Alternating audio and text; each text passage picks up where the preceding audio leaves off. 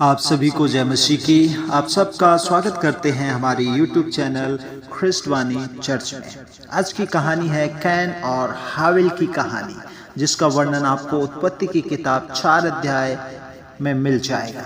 इस कहानी में आगे बढ़ने से पहले यदि आपने हमारे चैनल को सब्सक्राइब नहीं किया तो सब्सक्राइब कर लें और बेल आइकन को दबाना ना भूलें।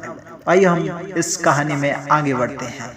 और मेरे प्रिय भाई और बहनों, हम और आप जानते हैं कि जब कैन और हाविल बड़े हो गए, कैन एक किसान बना और फल सब्जी और अनाज की खेती करता था, बल्कि उसका जो भाई था हाविल, वह एक अच्छे से अच्छा चरवाहा बना और उस भेड़ के छोटे छोटे बच्चों यानी मेमनों की वो देख रेख करता था, उन्हें चराता था और धीरे धीरे मेमने बड़े हो जाते। इस तरह हाविल के पास बहुत सारी भेड़ हो गई थी। एक दिन की बात है कि कैन और हाविल दोनों परमेश्वर के लिए बलिदान लाए, अर्थात तोहफा। कैन अपने खेत से कुछ फल सब्जी लाया और हाविल अपनी भेड़ों में से अच्छी भेड़ें लाया। और यहोवा ने हाविल से खुश होकर उसका जो तोहफा था या बलिदान था या जो उसके परमेश्वर के लिए वो बलि लाया था, उसे कबूल कर लिया। पर वह कैन और उसके तोहफे से बिल्कुल भी खुश नहीं हुआ।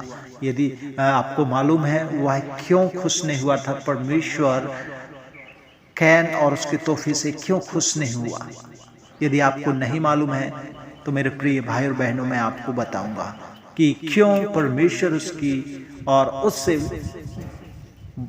प्रसन्न नहीं हुआ था। इसलिए नहीं कि हाविल का लाया हुआ तोहफा कैन के तोहफे से अच्छा था, बल्कि इसलिए कि हाविल एक अच्छा आदमी था।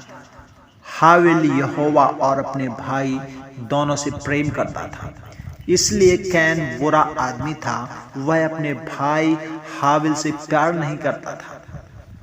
परमेश्वर ने कैन से कहा कि उसे अच्छा आदमी बनना चाहिए, पर कैन ने परमेश्वर की एक भी ना सुनी।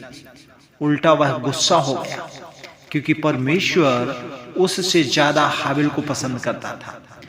एक दिन कैन ने हाविल से कहा, चलो जरा मैदान तक चलते हैं। जब वे दोनों मैदान में पहुंचे, तब कैन ने हाविल पर हमला करके उसे जान से मार डाला। कैन ने कितना बुरा काम किया है। यह सच है कि हाविल मर गया, लेकिन परमेश्वर से भूला नहीं है। जानते हैं क्यों? क्योंकि हाविल अच्छा आदमी था और यहोवा अच्छे लोगों को कभी नहीं भूलता है। इसलिए यहोवा उसे एक दिन जरूर जिंदा करेगा।